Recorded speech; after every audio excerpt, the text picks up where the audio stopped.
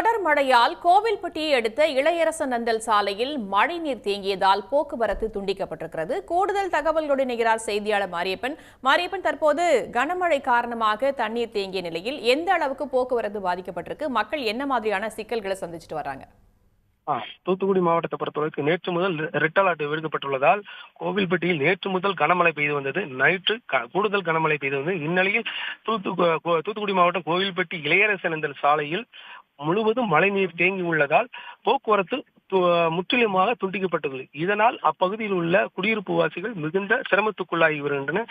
இதேபோல் நகரப்பகுதியில் தாழ்வான இடங்களில் அங்கங்கே மழைநீர் தேங்கியுள்ளது. இதேபோல் கோவில்பட்டி அத்தைகொண்டான் கம்மாய் நிறைந்து வெளியேறும் நீரால் அப்பகுதியில் உள்ள குடியிருப்பில் மழைநீர் தேங்கியுள்ளது. இதேபோல் இனாமணியாச்சி கம்மாய் தேங்கி அதிலிருந்து வரும் உபரி நீர் அப்பகுதியில் உள்ள குடியிருப்பில் சூழ்ந்து காணப்படுவதால் மக்களின் இயல்பு வாழ்க்கை பெரிதுமாக பாதிக்கப்பட்டுள்ளது. மேலும் அரசு சார்பில் ஆங்காங்கே முகாம் போட்டு அங்கங்க தண்ணீரில் இருக்கும் மக்களை மீட்டு முகாமில் தங்க வைக்கும் நடவடிக்கையில் ஈடுபட்டு வருகின்றனர். உடனுக்குடன் செய்திகளை தெரிந்து கொள்ள சன் நியூஸ் பெல் ஐகானை கிளிக் பண்ணுங்க.